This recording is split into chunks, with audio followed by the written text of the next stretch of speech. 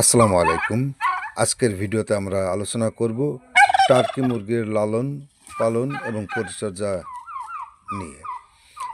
কিভাবে শুরু করবেন, কত খরচ লাগবে, কি খাবার দেবেন, রোগ প্রতিরোধ করবেন কিভাবে, আর কত লাভ হতে পারে। বাংলাদেশের এখন ব্রয়লার বা দেশি মুরগির পাশাপাশি টার্কি পালনে আগ্রহ বাড়ছে, কারণ টার্কি মাংস পুষ্টিকর, দাম তুলনামূলক বেশি, আর সঠিক ব্যবস্থাপনায় লাভ ভালো। ভিডিওটি শেষ পর্যন্ত দেখুন, নতুন খামারিরা বিশেষভাবে উপকৃত হবেন। টার্কি মুরগি মূলত বিদেশি জাতের বড় আকৃতির একটি মুরগি। এদের মাংস লালচে, চর্বি কম এবং প্রোটিন বেশি। কেন টার্কি পালন করবেন বা কেন টার্কি পালন লাভজনক? দ্রুত ওজন বৃদ্ধি, 5 থেকে 6 মাসে 8 থেকে 12 কেজি হয়। রোগ প্রতিরোধ ক্ষমতা তুলনামূলক ভালো। বাজারে উচ্চ মূল্য। দেশি খাবার দিয়েই পালন সম্ভব। ছোট পরিসরেও শুরু করা যায়। জায়গা নির্বাচন: উঁচু ও শুকনো জায়গা, পানি জমে না এমন স্থান, পর্যাপ্ত আলো বাতাস।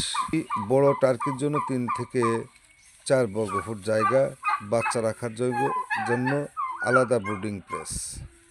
মেঝেতে ধানের তুষ, কাঠের গোড়া 2-3 ইঞ্চি পুরু করে দিতে হবে।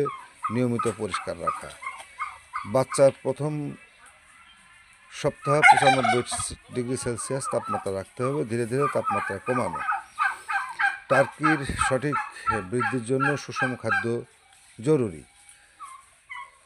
প্রোটিন 26 থেকে 28% স্টার্টার ফিড,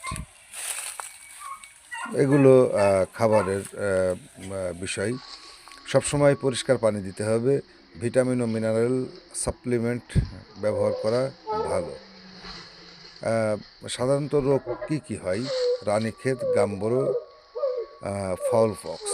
প্রতিরোধ: নির্ধারিত টিকা সময় মতো দেয়া, খামার জীবাণুনাশক ব্যবহার করা, অসুস্থ পাখি আলাদা করে রাখা। মোটামুটি এভাবেই টার্কি পালন করা যায়। সম্মানিত ভিউয়ার্স, যদি এই ধরনের ভিডিও নিয়মিত দেখতে চান, তাহলে চ্যানেলটিকে সাবস্ক্রাইব করে পাশে থাকা বেল বাটনটি অবশ্যই অল করে রাখবেন। টার্কি, চীনা হাঁস, দেশি হাঁস, বেলজিয়াম হাঁস এবং দেশি মুরগি সহ সব কিছুর ভিডিও নিয়ে আপনাদের সামনে আবারও আসবো। সেই প্রত্যাশায় আজকের মতো শেষ করছি। আল্লাহ হাফেজ।